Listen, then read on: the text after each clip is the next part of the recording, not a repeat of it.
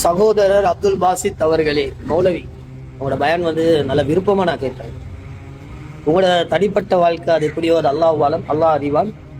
But உங்களுக்கு நடந்த சம்பவத்தை அதை நான் பெருசா பார்க்கல. என்ன காரணம் என்றா இது பல பேர்களுடைய வாழ்க்கை, சாதாரணமா நம்மளுடைய வாழ்க்கையிலும் நடந்திருக்குது.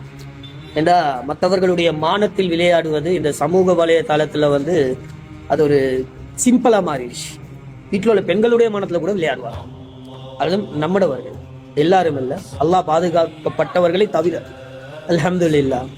பட் உங்களுக்கு எந்த பிரச்சனை என்ன ஏதோ தெரியாது.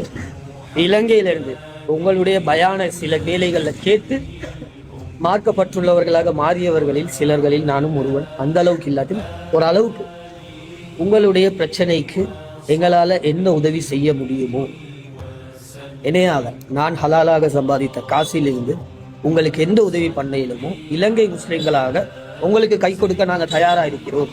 ஹலாலான பணங்களில் இருந்து ஒருவன் விழுந்திருந்தா நீங்க சொன்ன மாதிரிதான் அவனை தூக்கி விடுறதுக்கு வழியை தேடணுமே தவிர விழுந்தவருடைய மேல ஏறி ஆடக்கூடாது.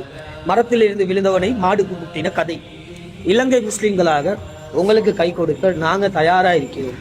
உங்களுக்கு என்ன உதவி வேண்டும் என்றாலும் உங்களுடைய வங்கி கணக்கு எங்களுக்கு அனுப்பி அது சமூக வலைதளத்தில் இட்டாலும் பரவாயில்லை, அது எத்தனை கோடிகளாக இருந்தாலும் பரவாயில்லை, அதை பூர்த்தி செய்து உங்களுடைய பிரச்சனைகளை முடிவுக்கு கொண்டு வர நாங்க ரெடியா இருக்கிறோம். இலங்கை முஸ்லிம்கள் இந்தியாவில் மட்டும் இல்லை, இந்த கொள்கை ரீதியாகவும் மற்றவர்களுடைய மானத்தில் விளையாடுறதும் இலங்கையிலும் சில முஸ்லிம்கள் இருக்கிறாங்க, இல்லைன்னு சொல்லல.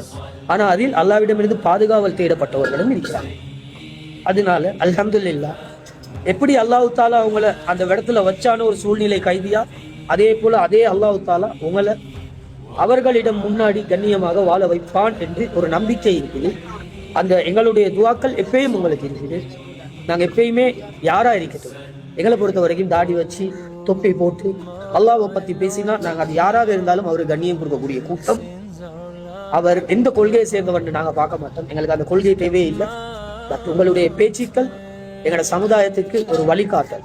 அந்த ஒரு காரணத்துக்காக வேண்டி உங்களுக்கு உதவி செய்ய நாங்க தயாராக இருக்கிறோம் என்றத நெஞ்ச நிமித்தி தைரியமாக இலங்கை முஸ்லீம் ஆகிய நான் இந்த பதிவை போட்டுக் கொள்கிறேன்.